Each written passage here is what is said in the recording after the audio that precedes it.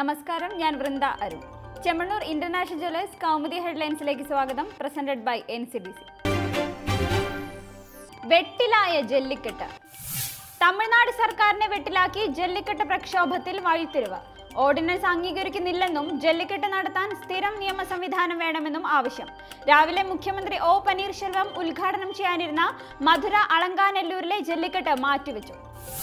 ഓർഡിനൻസിന്റെ പിൻബലത്തിൽ സംസ്ഥാനത്താകെ ജല്ലിക്കെട്ട് ആഘോഷിക്കാനുള്ള സർക്കാർ നീക്കത്തിന് സമരക്കാരുടെ തിരിച്ചടി. നിയമനിർമ്മാണം ആവശ്യപ്പെട്ട് ചെന്നൈ മറീന ബീച്ചിൽ പ്രക്ഷോഭത്തിന് തുടർച്ച.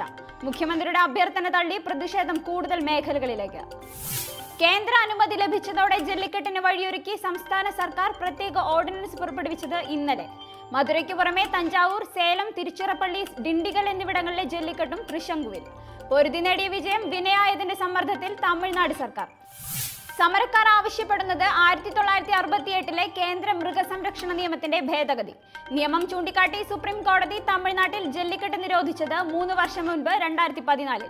താൽക്കാലിക അനുമതിക്ക് പകരം സ്ഥിരം നിയമവ്യവസ്ഥയ്ക്ക് വഴി തേടി തമിഴ്നാട് വീണ്ടും കേന്ദ്രത്തിന് മുന്നിലേക്ക്. ദുരന്തം വിതച്ച പാളങ്ങൾ. ആന്ധ്രയിൽ ട്രെയിൻ പാളം തെറ്റി 32 മരണം. ജഗ്ദൽപൂരിൽ നിന്ന് ഒഡീഷയിലെ ഭുവനേശ്വറിലേക്ക് പോയ ഹിരാഖണ്ഡ് എക്സ്പ്രസ് പാളം തെറ്റി മറിഞ്ഞത് അർദ്ധരാത്രിയോടെ. വിജയനഗരം ജില്ലയിലെ കുനേരു സ്റ്റേഷന് സമീപം ട്രാക്ക് തെറ്റിയത് 9 ബോഗികൾ. മരണസംഖ്യ ഉയർന്നേക്കും. അപകടം സംഭവിച്ചത് അർദ്ധരാത്രിയോടെ ആയതിനാൽ രക്ഷാപ്രവർത്തനം വൈകിയതായി റിപ്പോർട്ട്. പരിക്കേറ്റ ആശുപത്രികളിലുള്ളത് 50ഓളം പേർ. അപകട കാരണം അവ്യക്തമെന്ന് സംസ്ഥാന സർക്കാരും. അട്ടിമറി സംശയിക്കുന്നതായി റെയിൽവേയും.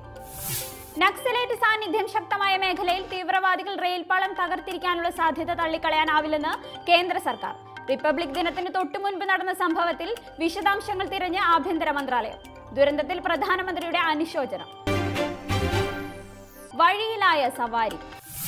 ഉത്തർപ്രദേശിൽ ചുണ്ടിനും കപ്പിനുമിടയിൽ തുളുമ്പി നിൽക്കുന്ന സമാജ്വാദി കോൺഗ്രസ് സഖ്യം സംബന്ധിച്ച് ഇന്ന് അന്തിമ തീരുമാനം. ഇരുപക്ഷത്തിന്റെയും പ്രതീക്ഷകൾ തെറ്റിച്ച പ്രതിസന്ധി സീറ്റ് വിഭജനത്തിലെ അഭിപ്രായ ഭിന്നത മൂലം.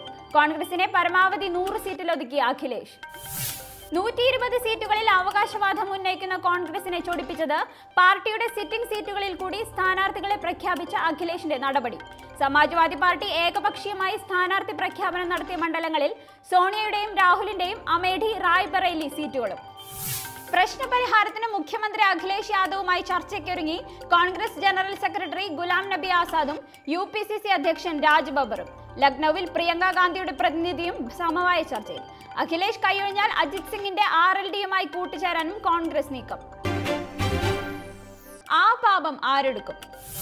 കണ്ണൂരിൽ അണ്ടല്ലൂർ സന്തോഷ് വധക്കേസിൽ അറസ്റ്റിലായ 6 CPM പ്രവർത്തകർ റിമാൻഡിൽ.